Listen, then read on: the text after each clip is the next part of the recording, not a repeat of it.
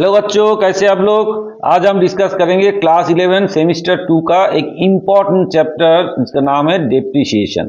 Depreciation में बच्चे को बहुत ज़्यादा दिक्कत होता है, कैलकुलेशन नहीं कर पाते। खास तौर से जब परचेज सेल हो जाता है तो बच्चा बहुत घबरा जाता है, कैसे करेंगे, हिसाब किताब मिला नहीं पाता। लेकिन हम ये बात बोलेंगे, आप लोग मत डरो, ये बहुत ज़्यादा टफ नहीं है। आपको सिर्फ ध्यान से इसको पढ़ना है, समझना है और उसके बाद उसको कैलकुलेट करके आपको अकाउंटिंग करना है। इसमें मेनली जो प्रॉब्लम है वो कैलकुलेशन का प्रॉब्लम है, तो इसलिए आप लोग थोड़ा सा ध्यान से इसको पढ़िएगा और पढ़ के समझ के इसको सॉल्व कीजिएगा। ठीक है बच्चों। और ख़ास तौर से कैलकुलेटर अलाउ नहीं है क्लास 11 में, इसलिए बच्चे को ज़्यादा प्रॉब्लम हो रहा है। तो इसलिए आप लोग अभी से प्रैक्टिस करना शुरू करो कि बिना कैलकुलेटर में कैसे कैलकुलेट किया जाए, क्योंकि ये डेप्रिसिएशन पोर्शन में ज़्यादातर कैलकुलेशन ही है। ठीक है बच्चों, तो चले आज शुरू करते हैं डेप्रिसिएशन। आज हमारा ये फर्स्ट लेक्चर है डेप्रिसिएशन के ऊपर। थोड़ा बहुत हम थियोरेटिकल समझाएंगे और इसके ऊपर फिर जो जर्नल वगैरह बनेगा वो बताएंगे। मेथड्स क्या क्या है उसके बारे में हम डिस्कस करेंगे और उसके बाद कुछ एक प्रॉब्लम लेंगे, लेके आपको समझाएंगे। ठीक है बच्चों, तो अगर ये वीडियो आपको अच्छा लगे तो जरूर इसको शेयर करना, लाइक करना और कमेंट्स करना, और चैनल को जरूर सब्सक्राइब करके रख देना कि आगे जो भी वीडियो हम अपलोड करें तुरंत आपके पास पहुंच जाए। बेल आइकन दबाना मत भूलना। ठीक है, तो चले फिर शुरू करें। आप लोग कॉपी पेन लेके बैठ जाओ और शुरू हो जाते हैं। चलिए, पहले डेप्रिसिएशन होता क्या है इसके बारे में पहले जान ले। होता क्या है डेप्रिसिएशन? सो डेप्रिसिएशन होता क्या है थोड़ा सा समझ लेते हैं। चलिए, डेप्रिसिएशन क्या है? Depreciation is an accounting practice used to spread the cost of a tangible or physical assets such as pieces of machineries or fleet of cars over its useful life. The amount an asset is depreciated in a given period of time is a representation of how much of that asset value has been used up. मतलब समझ में आया? Depreciation एक practice है जो हम depreciation charge करते हैं। क्यों करते हैं इसको? कि भाई कोई भी एसेट हम खरीदते हैं उसको कुछ साल के लिए हम लोग उसको यूज करते हैं, तो ये कुछ साल के बाद वो एसेट एब्सोल्यूट हो जाएगा, मतलब वो कुछ साल के बाद वो एसेट यूजफुल नहीं रहेगा।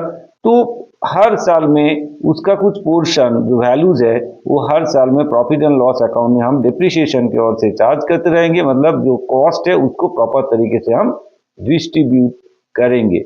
जैसे कि मशीनरी या कार या फर्नीचर जो भी है, ये एसेट हम बहुत सालों से उसको यूज करेंगे, तो हर साल थोड़ा बहुत करके उसका वैल्यूज जो है प्रॉफिट एंड लॉस में हम चार्ज करेंगे, मतलब कॉस्ट को हम डिस्ट्रीब्यूट करेंगे। ठीक है, और क्या बताया गया कि भाई ये रिप्रेजेंट क्या करता है? वैल्यू ऑफ एसेट बिन, कितना हमने एसेट का यूज कर लिया, वैल्यू ऑफ एसेट कितना हमने यूज कर लिया, ये भी आपको क्लियर कर देते हैं डेप्रिसिएशन के। आपको समझ में ये आता है कि भाई हम कितना यूज कर लिया और कितना वैल्यू इसका पड़ा हुआ है। ठीक है, क्लियर ना? कॉजेज ऑफ डेप्रिसिएशन, क्या कारण है डेप्रिसिएशन, क्यों चार्ज होता है? अब देखिए, ये होता है ऑब्सोलेंस।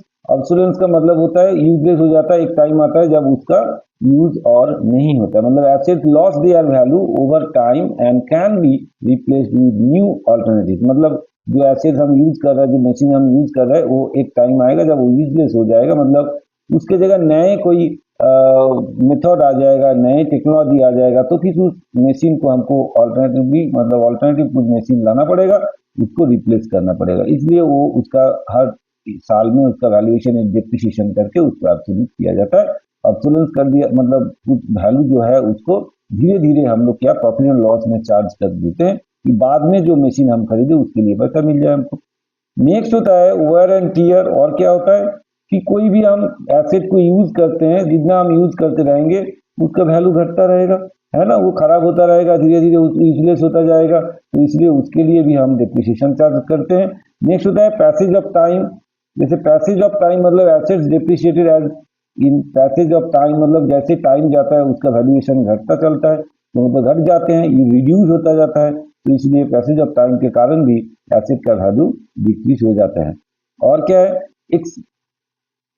एक्सपीरिएशन of legal right. कभी कभी क्या होता है, कोई एसेट का लीगल राइट होता है, अगर आपके पास वो लीगल राइट धीरे धीरे खत्म होता है तो वो खत्म हो जाता है, फिर उसके बाद आप यूज नहीं कर पाते, तो जो वैल्यूज है उसको आपको पीएल अकाउंट में चार्ज करके एंड तक खत्म करना है ना। तो फिर इसलिए डिप्रिसिएशन हम चार्ज करते हैं। और कारण क्या है, और लीगली हमको डिप्रिसिएशन चार्ज करना भी पड़ता है, ये बिजनेस रूल्स भी है, रूल वाइज भी हमको डिप्रिसिएशन चार्ज करना ही पड़ता है। ठीक है बच्चों, तो ये कारण था डिप्रिसिएशन हम क्यों चार्ज करते हैं, डिप्रिसिएशन है क्या, वो भी आपको क्लियर हो गया होगा। ठीक है, तो मतलब डिप्रिसिएशन जो है वो कुछ नहीं, जो एसेट, जो टैंजिबल और फिजिकल एसेट जो हम यूज करते हैं बहुत सालों से, उसका जो वैल्यूज है, मॉनेटरी वैल्यूज है, उसको हम डिस्ट्रीब्यूट कर देते हैं। जितने साल हम उस एसेट को यूज करेंगे उतने साल के लिए उसका जो वैल्यूज है थोड़ा थोड़ा करके हम लोग डिस्ट्रीब्यूट कर देते हैं और प्रॉफिट एंड लॉस अकाउंट में चार्ज कर देते हैं, और मतलब उसका कॉस्टिंग को हम डिस्ट्रीब्यूट कर देते हैं। क्लियर, समझ में आया, क्लियर हुआ। चलिए फिर आगे बढ़े, चलते हैं फिर। अब देखिए डिप्रिसिएशन जो हम चार्ज करेंगे, अब अकाउंटिंग प्रॉब्लम में आ गया है, हम अकाउंटिंग कैसे करेंगे। अब हमारा काम है कि भाई डिप्रिसिएशन हम चार्ज करेंगे, जो भी है वो तो है ही, लेकिन उसको कैलकुलेशन करेंगे, कैलकुलेट करके निकालेंगे कितना डिप्रिसिएशन, वो तो समझ में आ गया है। भाई अकाउंट में जो भी होता है अकाउंटिंग का काम होता है, तो अकाउंटिंग में यहाँ पे मेनली हम लोग डबल एंट्री सिस्टम मेंटेन करते हैं। तो फिर किस तरह से हम उसको अकाउंटिंग फॉर करेंगे वो आपको यहाँ देखना है। ठीक है, तो चलिए देख लेते हैं कैसे हम अकाउंटिंग फॉर करेंगे। अकाउंटिंग ट्रीटमेंट क्या होगा, मतलब इसका जर्नल एंट्रीज वगैरह क्या होगा, जब एसेट हम खरीदेंगे, जब इंस्टॉलेशन चार्ज देंगे, कैरेज देंगे, कैसे कैसे होगा वो हम एक एक करके आपको समझाते चलेंगे। ठीक है बच्चों, चलिए फिर देख लेते हैं कैसे कैसे होगा वो। पहले देख लेते हैं कि भाई जनरल मेथड जो है चार्ज डिप्रिसिएशन टू एसेट्स, उसके लिए किस तरह से हम करेंगे। अगर प्रोविजन मेथड अप्लाई करेंगे तो उसके लिए कैसे जर्नल एंट्रीज वगैरह होगा वो हम पहले देखेंगे। ठीक है बच्चों, देखिए पहले अगर एसेट हम खरीदते हैं, जब एसेट हम खरीदेंगे, जब एसेट परचेज होगा, एंट्री क्या होगा, asset account debit to bank account, और हम कैश भी कर सकते हैं, और टू वेंडर अकाउंट, अगर क्रेडिट में परचेज होगा तो टू वेंडर अकाउंट होगा। तो एसेट जब परचेज करेंगे asset account debit to bank या टू वेंडर होगा। एसेट मतलब कोई फर्नीचर होगा, मशीनरी वगैरह होगा, तो उसी का नाम लिखेंगे। अगर मशीनरी खरीदे तो machinery account debit to bank या वेंडर होगा, क्रेडिट में खरीदा तो वेंडर होगा। क्लियर, फर्नीचर खरीदा तो furniture account debit to bank हो जाएगा या क्रेडिटर हो जाएगा, मतलब वेंडर हो जाएगा। नेक्स्ट होता है अगर उस एसेट को लाएंगे फिर इंस्टॉल करेंगे, या उसको लाने के लिए कुछ कैरेज वगैरह हमको पड़ेगा, फ्रेट पड़ेगा, वो जो खर्चा पड़ेगा उसके लिए भी क्या एंट्री होगा, asset account debit to bank और कैश अकाउंट होगा। मतलब एसेट का अकाउंट को ही हम डेबिट करेंगे, उसके लिए इंस्टॉलेशन, इरेक्शन या कैरेज चार्ज वगैरह जो भी खर्चा होगा उसके लिए उस रिलेटेड खर्चा जितना होगा वो हो जाएगा asset account debit to bank account और कैश अकाउंट। ठीक है बच्चों, क्लियर। नेक्स्ट चलते हैं हम, डिप्रिसिएशन जब चार्ज करेंगे तो उसके लिए एंट्री क्या होगा। डिप्रिसिएशन जब चार्ज करेंगे उसके लिए एंट्री होगा depreciation account debit to asset account. अब एसेट जो भी आपको बताया कि फर्नीचर, मशीनरी जो भी होगा एसेट की जगह वो नाम होगा। ठीक है, depreciation account debit to asset account. Next हम चलते हैं amount realise on sale of asset. अगर हम एसेट को सेल कर देते हैं, हम एसेट को अगर कभी सेल कर देते हैं तो फिर और रिप्लेस कर देते हैं, तो फिर उसके लिए जो पैसा हमको मिलेगा वो आ जाएगा, कैसे एंट्री होगा, फिर वो बैंक अकाउंट डेबिट, जो पैसा आया आपका बैंक में, टू एसेट अकाउंट, मतलब एसेट जो एसेट आपने सेल किया एसेट हो जाएगा क्रेडिट और बैंक हो जाएगा डेबिट। तो एंट्री हो जाएगा आपका bank account debit to asset account. ठीक है बच्चों, क्लियर। आगे बढ़े, अब एसेट सेल करके आपको प्रॉफिट हो सकता है, मतलब जितना आपका बुक वैल्यू पड़ा रहेगा उसको अगर उससे ज्यादा पैसे में आपने सेल कर दिया तो आपका प्रॉफिट जनरेट होगा। मान लीजिए आपका बुक वैल्यू है 15,000, आपने उसको 17,000 में बेच दिए, तो आपको 2,000 का प्रॉफिट हो गया। तो जो प्रॉफिट होगा उसके लिए क्या एंट्री होगा, उसके लिए एंट्री होगा asset account debit to profit and loss account, ये वाला एंट्री होगा, asset account debit to profit and loss account. ठीक है बच्चों, क्लियर, समझ में आया। नेक्स्ट चले, नेक्स्ट आपको बताया गया कि अगर लॉस हो गया, एसेट बेच के आपको प्रॉफिट हुआ था तो आप ऐसे किए, अगर लॉस हो गया तो फिर उसके लिए क्या एंट्री होगा। अगर loss on arising of sale तो क्या होगा, profit and loss account debit हो जाएगा, एसेट अकाउंट आपका क्रेडिट हो जाएगा। ठीक है बच्चों, नेक्स्ट बताएगा आपको for charging annual depreciation to profit and loss account. अगर जो साल में जितना डिप्रिसिएशन हुआ वो हम कहाँ चार्ज करेंगे, आपको बताया था पहले ही, तो उसको हम प्रॉफिट एंड लॉस अकाउंट में चार्ज करेंगे। तो प्रॉफिट एंड लॉस अकाउंट में डिप्रिसिएशन चार्ज होता है तो एंट्री होगा profit and loss account debit to depreciation account. ठीक है बच्चों, profit and loss account debit to depreciation account. ठीक है, क्लियर, समझ में आया? आप लोग इसको कॉपी कर लो या इसको स्क्रीनशॉट करके रखो और अपना कॉपी में उतार के रख देना, क्योंकि ये जर्नल आपको काम आएगा। इसी के बेस में आपको जर्नल बनाने के लिए बोले या लेजर बनाना है तो इसी के बेस में आपको करना है। ठीक है बच्चों, क्लियर? आगे बढ़े।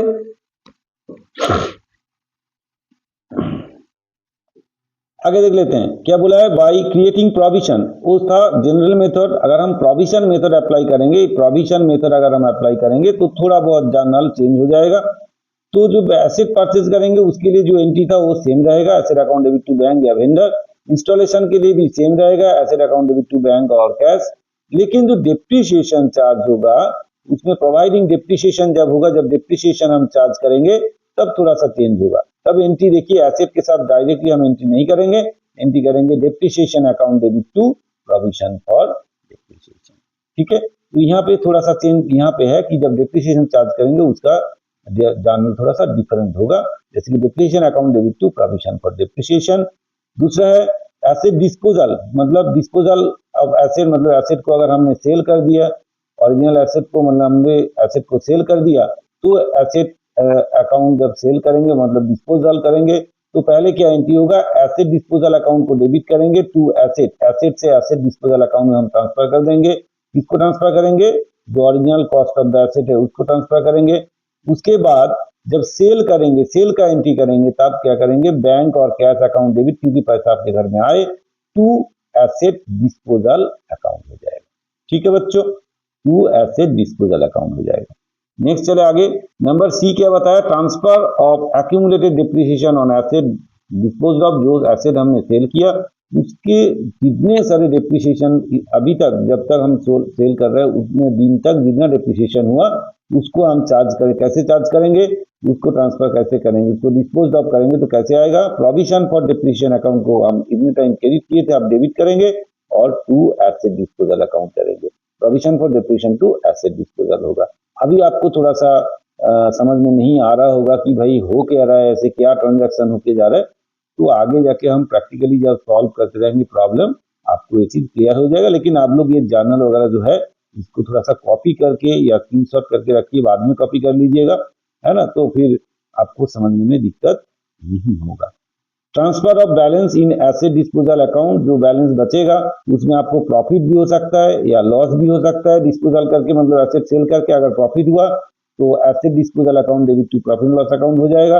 अगर आपको लॉस हुआ तो profit and loss account debit to asset disposal हो जाएगा। और क्लोजिंग डेप्रिसिएशन जो एनुअली हम लोग प्रॉफिट एंड लॉस में चार्ज करते हैं उसके लिए एंट्री सेम रहेगा, profit and loss account debit to depreciation account, जो पहले भी था ऐसे ही। समझ में आया, क्लियर हुआ? आप लोग इसको कॉपी कर लीजिए। ठीक है, चलिए फिर हम आगे बढ़े। अब देखते हैं कि क्या क्या मेथड है डिप्रिसिएशन चार्ज करने का, क्या क्या मेथड्स है। चलिए, methods of computation depreciation, computation of depreciation, method of computation of depreciation क्या क्या है। एक तो है straight line method, written down value method, depreciation fund method, annuity method, insurance policy method, depletion method, revolution method, working hours method, machine hours rate method, sum of years digit method, और भी कुछ method है। लेकिन हमारे यहाँ discussion matter जो है, हम इतने सारे ज़्यादा जो बोला है आपको, इतने सारे हम क्लास 11 में डिस्कस नहीं करेंगे। हमारा जो है मेथड ये है, एक है स्ट्रेट लाइन मेथड ये, और दूसरा है रिटन डाउन वैल्यू मेथड, इसको डिमिनिशिंग बैलेंस मेथड भी बोला जाता है। ये दोनों हमारा डिस्कशन मैटर है। आप लोगों को इतना चिंता करने की बात नहीं है कि भाई इतने सारे मेथड में कैसे कैलकुलेट करेंगे, जरूरत नहीं है। आपको सिर्फ straight line method and written down method, down value method में कैलकुलेट करना है क्लास 11 में। जब हम आगे बढ़ेंगे मतलब ग्रेजुएशन में जाएंगे तब जाके और अलग अलग फार्मूला हम लोग यूज करेंगे, अलग अलग मेथड यूज करेंगे। फिलहाल हमको straight line method and written down value method ही अप्लाई करना है, प्रैक्टिस करना है, सीखना है। ठीक है बच्चों, चिंता की कोई बात नहीं है। चलिए फिर आगे बढ़ते हैं। फटाफट हम क्या करेंगे, पहले स्ट्रेट लाइन मेथड लेके आपको डिस्कस कर देते हैं और उसके ऊपर एक सम्स भी लेते हैं, करके आपको दिखाते हैं, फिर आगे चलेंगे। ठीक है बच्चों, समझ में आया? चलिए अब हम डिस्कस करेंगे कि भाई मेथड क्या है, डेप्रिसिएशन कैसे कैलकुलेट होगा। मतलब स्ट्रेट लाइन मेथड में हम अब सीखेंगे डेप्रिसिएशन कैलकुलेशन करना। स्ट्रेट लाइन मेथड में डेप्रिसिएशन कैलकुलेशन करने के लिए एक दो फार्मूलाज है, वो फार्मूला हमको याद रखना है, फिर प्रॉब्लम सॉल्व हो जाएगा। ठीक है बच्चों, तो स्ट्रेट लाइन मेथड में एनुअल डेप्रिसिएशन क्या होगा। चलिए स्ट्रेट लाइन मेथड में एनुअल डेप्रिसिएशन क्या होगा, तो फार्मूला लिख देते हैं, आप लोग भी याद कर लेना, फिर हो जाएगा। तो एनुअल डेप्रिसिएशन आप लोग कॉपी लेके साथ साथ में लिखो, एनुअल स्ट्रेट लाइन मेथड में एनुअल डेप्रिसिएशन कैसे कैलकुलेट करेंगे।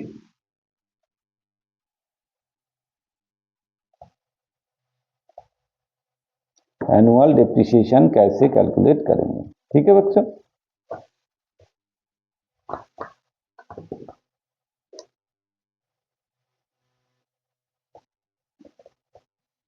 स्ट्रेट लाइन मेथड में एनुअल डेप्रिसिएशन कैसे कैलकुलेट करेंगे, इक्वल टू फार्मूला लिखते हैं। पहले फार्मूला लिख लो आप लोग, फार्मूला बहुत लंबा चौड़ा है।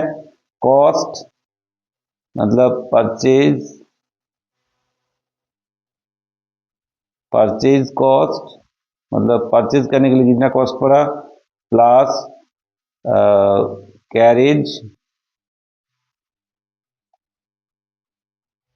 कैरेज मतलब उसको लाने के लिए आपको जितना खर्चा पड़ा, plus installation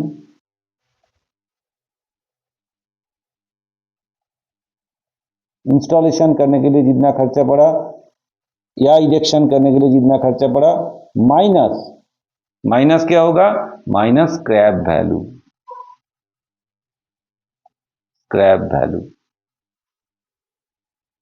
divide by expected life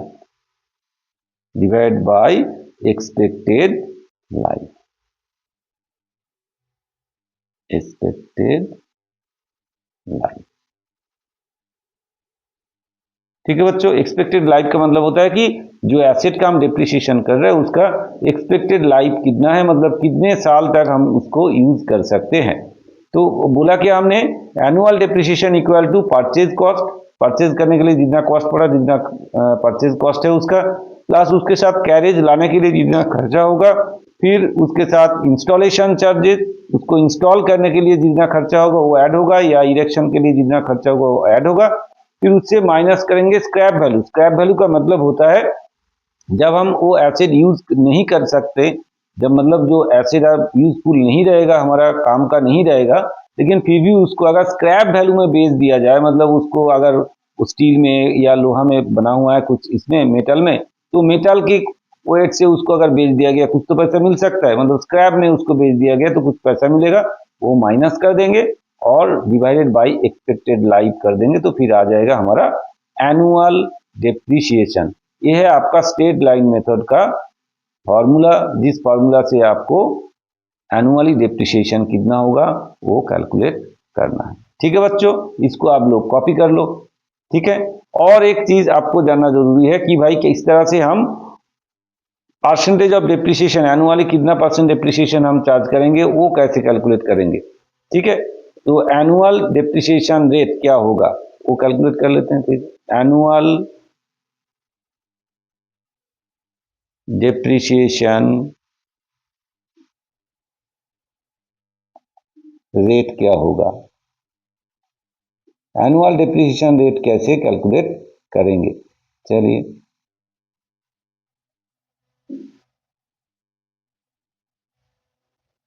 annual depreciation rate equal to annual depreciation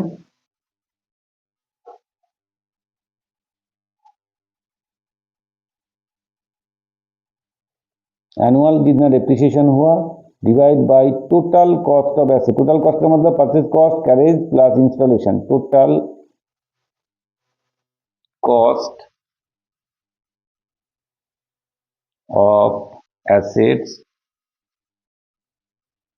into 100। ठीक है बच्चों, इनटू 100, तो आपका ये परसेंटेज में आ जाएगा, रेट आपका परसेंटेज में आ जाएगा। तो एनुअल डेप्रिसिएशन रेट कैसे निकालेंगे? एनुअल डेप्रिसिएशन मतलब एनुअल कितना डेप्रिसिएशन होगा divide by total cost of the assets into 100 करेंगे तो आपका एनुअल डेप्रिसिएशन रेट आ जाएगा। क्लियर? समझ में आया? क्लियर हुआ? चलिए फिर हम इसको समझाने के लिए, आपको क्लियर करने के लिए हमने एक छोटा सा प्रॉब्लम, वेरी सिंपल प्रॉब्लम दिए हैं, क्योंकि आपको पहले समझना है, तो इसलिए हमने वेरी सिंपल, एकदम से सिंपल एक प्रॉब्लम ली है, उसको सॉल्व करके आपको दिखाएंगे कि भाई किस तरह से हम इसको कैलकुलेट करेंगे। ठीक है बच्चों?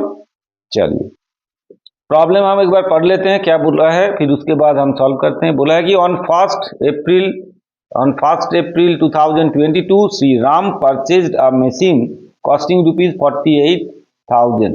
राम ने एक मशीन खरीदा है जिसका प्राइस है 48,000। ठीक है बच्चों? तो बोला है कि 48,000 में इसको खरीदा गया है and spend 4,000 on erection charge लगा है 4,000। द एस्टिमेटेड इफेक्टिव लाइफ आपको बोल दिया गया है 10 ईयर, एस्टिमेटेड इफेक्टिव लाइफ है 10 ईयर्स एंड इसका जो स्क्रैप वैल्यू है वो है ₹2,000। नाउ क्या करना है आपको?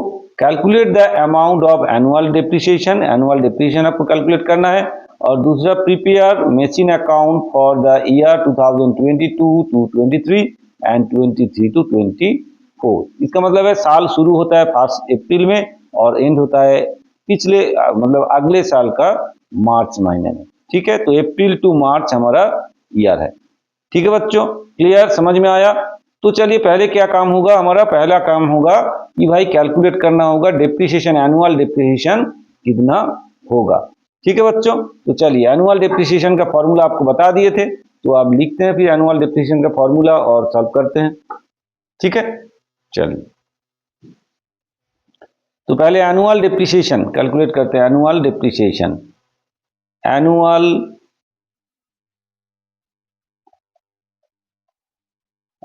डेप्रिसिएशन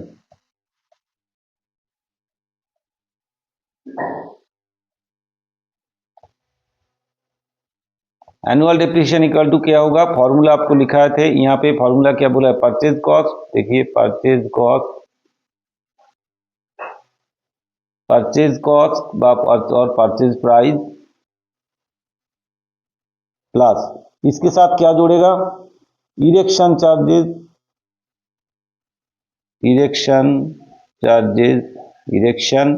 माइनस क्या होगा?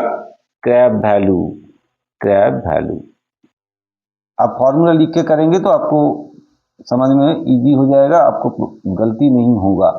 Scrap value divide by life, expected life, ये है फॉर्मूला हमारा, एक्सपेक्टेड लाइफ। ठीक है? तो फॉर्मूला वाइज हम वैल्यू पुट कर देंगे तो आ जाएगा। देखिए कॉस्ट प्राइस, परचेज कॉस्ट कितना है? 48,000 है, प्लस आपका इरेक्शन चार्ज कितना है? 4,000 है, तो 4,000 माइनस आपका स्क्रैप वैल्यू कितना है? 2,000 है, तो बैठाइए divided by life, expected life कितना है? एक्सपेक्टेड लाइफ आपका 10 ईयर्स है, तो यहाँ 10। तो देखिए हम इसको जोड़ेंगे तो कितना आएगा? 48 प्लस 4 दैट इज आएगा 52 और 52 से फिर हम माइनस करेंगे 2000 तो आपका आ जाएगा 50,000, है ना? चलिए 50,000 आएगा डिवाइडेड बाय 10। आपको बोला है कि आप कैलकुलेटर मत यूज कीजिए क्योंकि कैलकुलेटर आपको अलाउ नहीं है, तो इसलिए बिना कैलकुलेटर में कैलकुलेशन करना सीखना होगा आपको। ठीक है? तो कितना हो जाएगा ये? 5,000। तो एनुअल डेप्रिसिएशन हो गया आपका 5,000। अगर मान लेते हैं यहाँ पे आपको दिया नहीं है कि भाई रेट ऑफ डेप्रिसिएशन क्या है, अगर आपको यहाँ पे रेट ऑफ डेप्रिसिएशन कैलकुलेशन करना है तो कैसे करेंगे? 5,000 डिवाइड बाई टोटल कॉस्ट कितना आपका? 48,000 प्लस 4,000 दैट इज 52,000 इंटू 100, ऐसे करेंगे तो आपका रेट ऑफ डेप्रिसिएशन आ जाएगा। ठीक है? चलिए फिर वो बाद में करेंगे, अभी तो प्रॉब्लम में दिया नहीं है, हम कैलकुलेट नहीं करते, अब पहले जो करने के लिए बोला उसको करके आपको दिखाते हैं। चलिए आपको करना क्या? आप बोला है कि 2 साल के लिए आपको अकाउंट खोलना है, मशीन अकाउंट खोल के दिखाना है। ठीक है? तो चलिए मेशिन अकाउंट खोलते हैं। पहले स्ट्रक्चर बना लेते हैं। आपको पता है लेजर अकाउंट कैसे खोलते हैं, तो उसी हिसाब से हम भी खोल लेते हैं, है ना। आपको भी पता है कैसे खोलना होता है, आप लोग सीखे हैं। चलिए पहले एक लेजर अकाउंट खोल लेते हैं।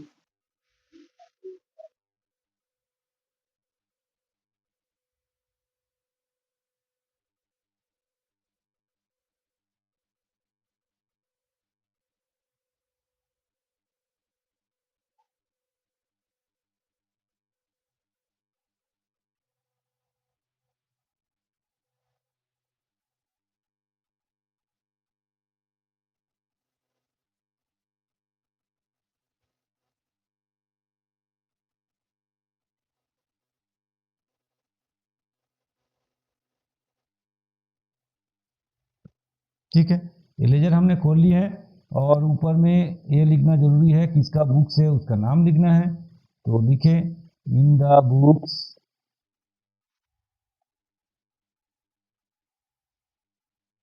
इन द बुक्स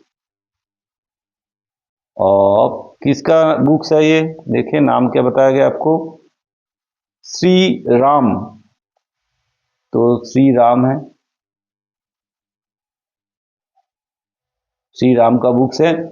ठीक है, और ये जर्नल है, सॉरी जर्नल नहीं है, लेजर है, ये तो मशीनरी अकाउंट है, तो ये मशीनरी अकाउंट है, मशीनरी अकाउंट हो गया ये। ठीक है, तो ये मशीनरी अकाउंट हो गया। तो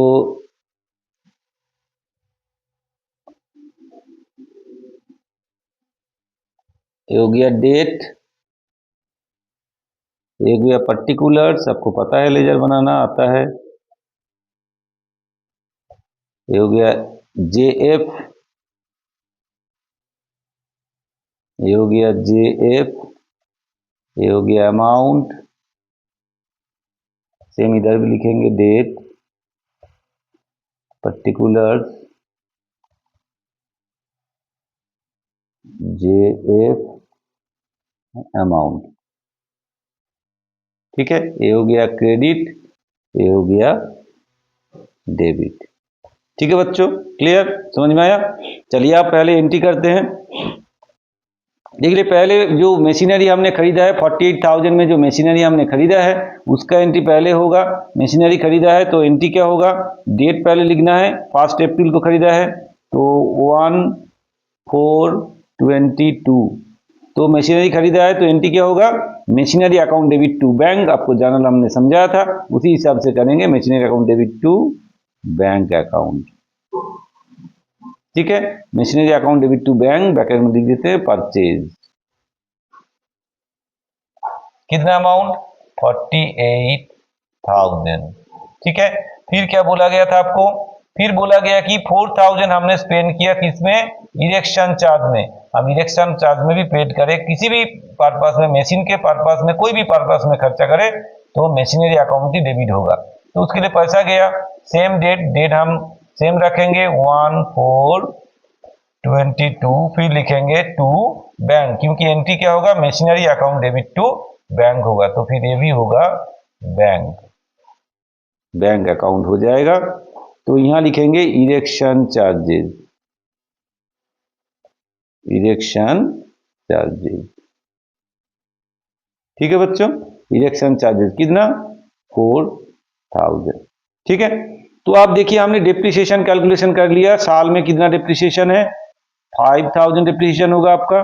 तो एनुअल डिप्रिसिएशन हम चार्ज करेंगे, तो 31 मार्च में जाके खत्म होगा, 1/4/22 शुरू हुआ है तो खत्म होगा 31/3 कितना 23 में जाके खत्म होगा। डेट ऐसे लिखेंगे, यहाँ क्लोजिंग डेट, यहाँ लिखेंगे बाई, क्या लिखेंगे, बाई डिप्रिसिएशन, डिप्रिसिएशन अकाउंट। ठीक है, डिप्रिसिएशन अमाउंट कितना होगा, अब यहाँ पे हमने कैलकुलेट किए हैं, ये वर्किंग पार्ट है तो जो भी है इसका डिप्रिसिएशन हमने कैलकुलेट कर लिया, कितना 5,000, यहाँ बैठा देंगे 5,000। ठीक है बच्चों, अब क्या करना है, अब हमको इसको क्लोज करना है, मतलब बैलेंस निकालना है, हम यहाँ क्लोज कर देंगे। लेजर क्लोज करना आपको आता है, अगर नहीं आया तो भी थोड़ा सा ध्यान से देख लीजिए, समझ में आ जाएगा, है ना। चलिए, तो यहाँ बैलेंस कितना, इसको जोड़ेंगे तो कितना आएगा 50, सॉरी इसको जोड़ेंगे तो आपका आ जाएगा 52,000, इधर भी लिख देंगे 52,000। तो बैलेंस कितना होगा, 52,000 से 5,000 माइनस कर देंगे तो कितना आएगा, 52,000 से 5,000 माइनस कर देंगे तो कितना आएगा, तो 47,000 आएगा, है ना। तो यहाँ क्या लिखेंगे, डेट देंगे 31/3/23 बाई बैलेंस, बैलेंस बचा हुआ इतना, बैलेंस क्या, by balance CD, by balance CD हो गया कितना 47,000। ठीक है बच्चों, समझ में आया, क्लियर हुआ। तो हम नेक्स्ट साल में चलेंगे, नेक्स्ट ईयर में। नेक्स्ट ईयर कब शुरू होगा, यहां से शुरू होगा 1/4/23, ठीक है, 1/4/23 से फिर नेक्स्ट साल नेक्स्ट ईयर शुरू होगा। तो यहां क्या लिखेंगे, टू बैलेंस BD, कौन सा अमाउंट, ये जो CD हुआ था ये, और ये यहाँ आके BD हो जाएगा 47,000। ठीक है बच्चों, तो हर साल देखिए स्ट्रेट लाइन मेथड है, हर साल सेम डिप्रिसिएशन चार्ज होगा, तो इसलिए हर साल हम 5,000 करके डिप्रिसिएशन चार्ज करते रहेंगे। ठीक है बच्चों, तो इस साल भी डिप्रिसिएशन कितना होगा, 5,000 करके ही होगा।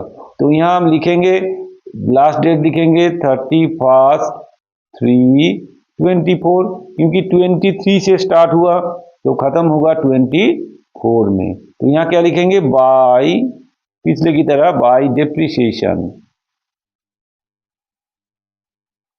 बाई डिप्रिसिएशन अकाउंट कितना होगा, सेम अमाउंट 5,000।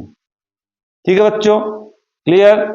चलिए फिर हम क्लोज करेंगे अकाउंट, और तो कुछ करना नहीं है, परचेज सेल को क्लोज है नहीं, तो यहाँ क्लोज करेंगे। 2 साल के लिए हमको करने के लिए बोला था, हमने 2 साल का कर दिए हैं। चलिए इसको क्लोज कर देते हैं।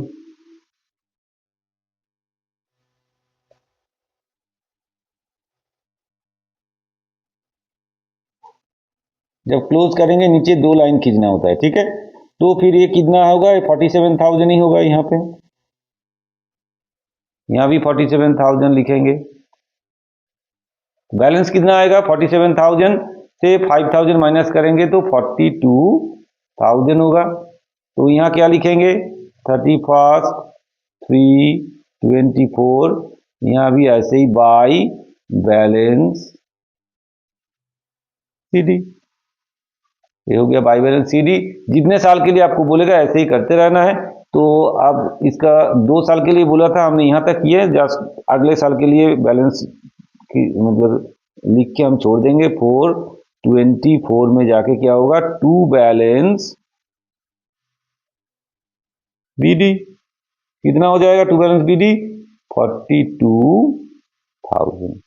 ठीक है बच्चों, क्लियर हुआ, समझ में आया। अगर आपको समझ में आया तो जरूर वीडियो को शेयर कीजिए, लाइक कीजिए, कमेंट्स कीजिए, और चैनल को जरूर सब्सक्राइब करके रखिए और बेल आइकॉन दबा के रखिए। ठीक है बच्चों, तो अभी देखिए हमने एक बिल्कुल सिंपल प्रॉब्लम दी है, इसमें कोई झंझट नहीं, कोई झमेला नहीं था। नो परचेज, अगेन परचेज, एक बार ही परचेज हुआ, साल में साल के बीच में दोबारा नहीं परचेज हुआ या ये सेल नहीं हुआ, इसलिए बहुत ये सिंपल है। आगे जो हम बनाएंगे, आगे वीडियो में हम कुछ ऐसे प्रॉब्लम लेंगे, आपको डिटेल्स तो बता दिए हैं, जर्नल वगैरह बता दिए हैं, तो आगे जाके हम थोड़ा सा ऐसे प्रॉब्लम लेंगे जहाँ पे परचेज या सेल है, जिसमें सेल करके प्रॉफिट या लॉस हुआ है, ये सब कैलकुलेशन रहेगा। इस टाइप का एक प्रॉब्लम लेंगे, लेके आपको सॉल्व करके दिखाएंगे। धीरे धीरे हम बहुत सारे प्रॉब्लम सॉल्व करके दिखाएंगे, जैसे कि डिप्रिसिएशन का जो डर है वो आपके मन से चले जाए, क्योंकि बहुत ज़्यादा बच्चा है जिसमें डिप्रिसिएशन में बहुत डर लगता है उनको, तो डिप्रिसिएशन समझ में नहीं आता। ऐसा नहीं है, बिल्कुल ईजी है।